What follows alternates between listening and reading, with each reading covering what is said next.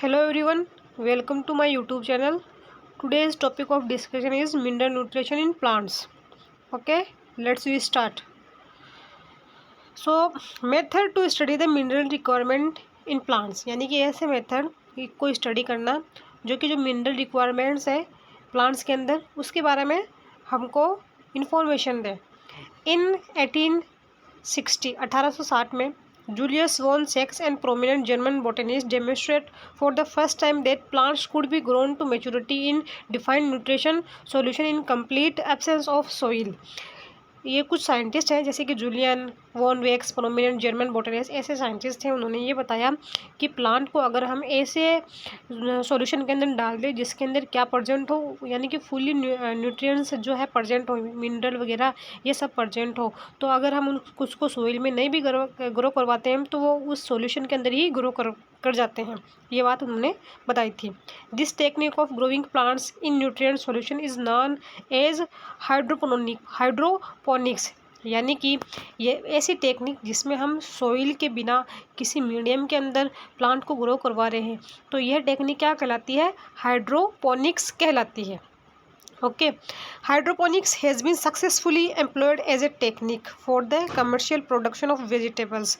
और ये हाइड्रोपोनिक्स जो है ना, उसको सक्सेसफुली टेक्निक के रूप में अप्लाई किया गया है। किस लिए? ताकि हम वेजिटेबल्स है जैसे कि टमाटर है, सीडलेस कुकुम्बर है एंड लेट्यूस है, इन सब का हम क्या कर सकें? कमर्शियली प्रोडक्शन कर सकें। Next is essential mineral elements, ऐसे एलिमेंट्स जो कि एसेंशियल है। First point is most of the minerals present in soil can enter plants through roots, यानी कि ऐसे मिनरल्स जो कि सोइल्स के अंदर प्रेजेंट होते हैं वो प्लांट के अंदर किससे एंटर करते हैं? जो प्लांट की रूट होती है उससे क्या करते हैं? प्लांट के अंदर इंटर कर जाते हैं। In fact more than 60 element of the 105 discovered so far are found in different plants, यानी कि 60 elements of the 105 discovered so far found in different plant, यानी कि जो 50 है 150 में से 60 एलिमेंट ऐसे डिस्कवर कर लिए प्लांट के अंदर जो कि डेवलप किए गए हैं। Next point is the criteria for the essentiality of an element are given below, जो इनका क्राइटेरिया है वो कि क्या है? फ्लोविंग है। First one is the element must be absolutely necessary for the supporting normal growth and reproduction, यानी कि जो एलिमेंट है वो मस्ट बी, यानी कि क्या तो होना चाहिए? एक तो सपोर्ट करे नॉर्मल ग्रोथ को और साथ में किसको करे? रिप्रोडक्शन को सपोर्ट करे प्लांट्स के अंदर। Next one is the requirement of element must be specific and not replaceable by another elements, यानी कि जो हम मिनरल्स दे रहे हैं वो क्या होने चाहिए? स्पेसिफिक होने चाहिए। ऐसा नहीं होना चाहिए कि हम कोई और एलिमेंट देने पर उसको हम रिप्लेस कर सकें। जो भी है एलिमेंट है वो क्या होना चाहिए? स्पेसिफिक होना चाहिए। Next one is the element must be directly involve in the metabolism of the plant, यानी कि दैट मीन जो भी हम एलिमेंट दे रहे हैं वो किसके अंदर इन्वॉल्व होना चाहिए? प्लांट का जो मेटाबॉलिज्म है उसके अंदर वो क्या होना चाहिए? इंक्लूड होना चाहिए। अब बात करते हैं हम macro nutrients and micro nutrients. Macro nutrients ऐसे न्यूट्रिएंट्स होते हैं जिनको हमको कितने अमाउंट में चाहिए? लार्ज अमाउंट के अंदर ज़रूरत होती है, उन्हें हम क्या कहते हैं? मैक्रो न्यूट्रिएंट्स कहते हैं। Next one is micro. Micro क्या होते हैं? ऐसे एलिमेंट जिनको हमको क्या चाहिए होती है? ट्रेस एलिमेंट, यानी कि कम मात्रा के अंदर जरूरत हो उसे हम क्या कह देते हैं? ट्रेस एलिमेंट कह देते हैं। अब बात करते हैं फर्स्ट वन की macronutrients generally present in plant tissue in large amount. जो प्लांट के टिश्यू होते हैं ना उसके अंदर ये क्या होते हैं? लार्ज अमाउंट के अंदर प्रेजेंट होते हैं। In excess of 100 millimole kilogram per metre of dry matter. Okay, the macronutrient includes कौन से होते हैं? जैसे कि कार्बन है, हाइड्रोजन है, ऑक्सीजन है, नाइट्रोजन है, सल्फर है, फॉस्फोरस है, पोटेशियम, कैल्शियम, मैग्नीशियम, ये सारे के सारे किस में आ जाते हैं? मैक्रोन्यूट्रिएंट्स के आ जाते हैं। सेकेंड क्या कौन से थे? माइक्रो। माइक्रो क्या होते हैं? ऐसे जिनको लेस अमाउंट के अंदर ज़रूरत होती है, लेस देन 10 माइक्रो मिलीमोल। इनके अंदर कौन से जाते हैं? आयरन आ जाते हैं, क्लोरीन आ जाते हैं, निकल आ जाते हैं, manganese, zinc, molybdenum, boron, copper etcetera. Next point is some beneficial elements such as sodium, silicon, cobalt and selenium are required by higher plants। कुछ बेनिफिशियल एलिमेंट है जैसे कि कौन सा आ जाता है? सोडियम आ जाता है, सिलिकॉन आ जाता है, कोबाल्ट आ जाता है, सेलेनियम आ जाते हैं। ये किनको चाहिए होते हैं? जो हायर प्लांट्स होते हैं उनको चाहिए होते हैं। These categories are essential element as component of biomolecule and hence structural element of soil. Example, carbon, hydrogen, oxygen and nitrogen. Second one is essential element that are component of energy. जो essential element होते हैं वो किसके component होते हैं? Energy होते हैं। Energy related chemical bond, chemical compounds in plants. Example कौन सा जाता है? Magnesium in chlorophyll and phosphorus in form of ATP. Third one is essential element that activate और इनहिबिट एंजाइम। जो असेंशियल एलिमेंट होते हैं वो एंजाइम को क्या कर सकते हैं? एक्टिवेट भी कर सकते हैं और इनहिबिट भी कर सकते हैं। Example, magnesium +2 is an activator for both राइबोलोज and bisphosphate carboxy oxygenase and phosphoenol pyruvate carboxylase, both of which are critical enzyme in photosynthetic carbon fixation। जो मैग्नीशियम होता है ना वो राइबोलोज फॉस्फेट है, बिसफॉस्फेट कार्बोक्सिलेज ऑक्सीजनेज है, एंड फोस्फोइनोल पाइरुवेट कार्बोक्सिलेज, ये सारे के सारे के लिए ये क्या है? एक्टिवेटर का काम करता है। Okay, Zn+2 is an activator of alcohol dehydrogenase and molybdenum of nitrogenase during nitrogen metabolism. जब नाइट्रोजन मेटाबॉलिज्म होता है तो Zn+2 है वो किसका एक्टिवेटर है? एल्कोहल डीहाइड्रोजनेज का है, और साथ में किसका है? Molybdenum of nitrogenase. Okay, fourth one is some essential element can alter the osmotic potential. कुछ जो एसेंशियल एलिमेंट आते हैं वो सेल का जो ऑस्मोटिक पोटेंशियल जो रहता है उसको भी क्या कर देते हैं? अल्टर कर देते हैं। Potassium plays an important role in the opening and closing of stomata. जो पोटेशियम होता है वो किस में रोल प्ले करता है? जो हमारा स्टोमेटा होता है उसको क्लोजिंग एंड ओपनिंग के अंदर जो रोल है वो प्ले करता है। अब बात करते हैं जैसे कि नाइट्रोजन की अलग अलग फॉर्म है, जैसे NO-3 -2 +3 required by all part of the plants. ये जो नाइट्रोजन है वो प्लांट के जितने भी पार्ट है उनको सबको इसकी ज़रूरत होती है, particularly the meristematic tissue and metabolically active cell. Particularly हम बात कर रहे हैं कौन से पार्ट को ज़रूरत होती है? जो मेरिस्टेमेटिक टिश्यू जो होता है और साथ में जो मेटाबॉलिकली एक्टिव सेल्स होती है उनको इसकी ज़रूरत होती है।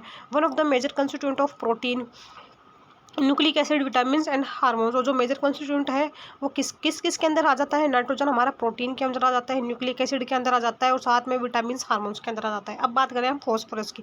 फॉस्फोरस जो होता है वो किसका कंस्टिट्यूएंट है? वो सेल मेम्ब्रेन का है, और कुछ प्रोटीन के अंदर पाए जाते हैं, और जितने भी न्यूक्लिक एसिड है वो सारे के अंदर पाया जाता है, nucleic acid and nucleotide, and required is for all phosphorylation reaction. जितनी भी फॉस्फोराइलेशन रिएक्शन होती है जहाँ पे फॉस्फेट ग्रुप का ट्रांसफर होता है उसमें यहाँ की उस पर जहाँ पर मतलब फॉस्फोराइलेशन जो भी रिएक्शन होती है, यानी कि ऐसी रिएक्शन जिसमें अंदर फॉस्फोट का ट्रांसपोर्ट होता है, वहाँ पे इसकी ज़रूरत नेसेसरीली हो जाती है। अब बात करें हम पोटेशियम की। पोटेशियम जो होता है ना require in more abundant quantities in the meristematic tissue. जो मेरिस्टेमेटिक टिश्यू होता है ना उसके अंदर इसकी जो रिक्वायरमेंट होती है वो बहुत ज़्यादा होती है।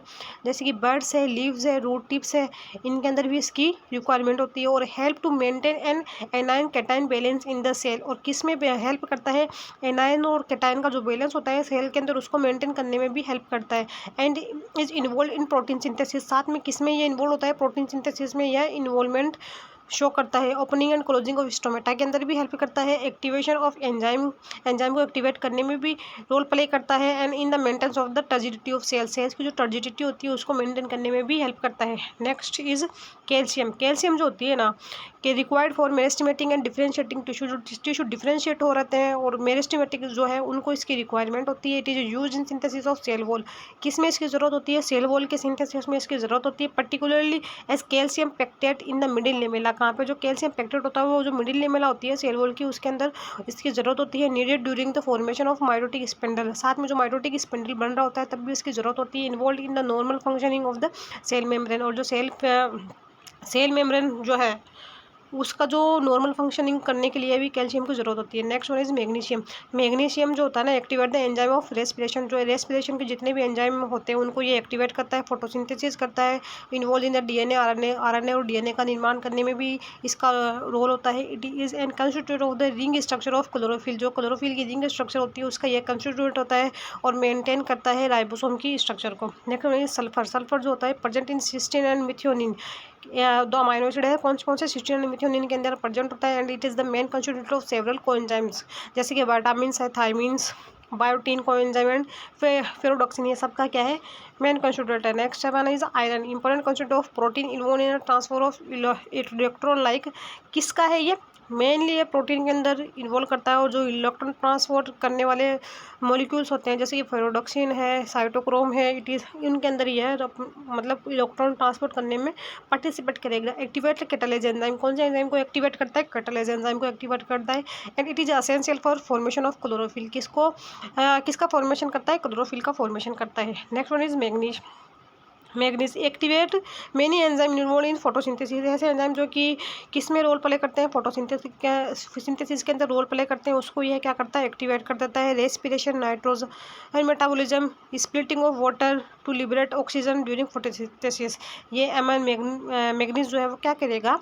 जब फोटोसिंथेसिस होता है तो क्या होता है? वाटर का जो है स्प्लिटिंग होती है, यानी कि वाटर टूटता है, जिससे क्या होती है? ऑक्सीजन लिबरेट होती है, ऑक्सीजन रिलीज होती है। किसके लिए? फोटोसिंथेसिस के लिए, तब इसका मेन रोल आ जाता है। Next one is zinc. Zinc जो होता है activate various enzymes specially carboxylase needed in the synthesis oxygen. किसको ये एक्टिवेट करता है? कार्बोक्सिलेज करता है स्पेशली, और ये किस में काम आता है? ऑक्सीजन के सिंथेसिस के लिए काम में आता है। Next one copper. कॉपर जो होता है वो साइटोक्रोम के अंदर रोल प्ले करता है। Next one is boron. Boron क्या होता है? Is required for uptake and utilisation of calcium. Calcium का यूटिलाइज करने में और उसको अपटेक करने में यह रोल प्ले करता है। मेम्ब्रेन फंक्शनिंग के लिए, पोलन जर्मिनेशन के लिए, सेल इलोगेशन के लिए, सेल डिफरेंशिएशन के लिए, एंड कार्बोहाइड्रेट ट्रांसलोकेशन के लिए सारे के सारे रोल प्ले करता है। ये हमारा जो चैप्टर है वो शॉर्ट नोट के फॉर्म में कंप्लीट हो जाता है। If you like my video then like share subscribe. Thank you.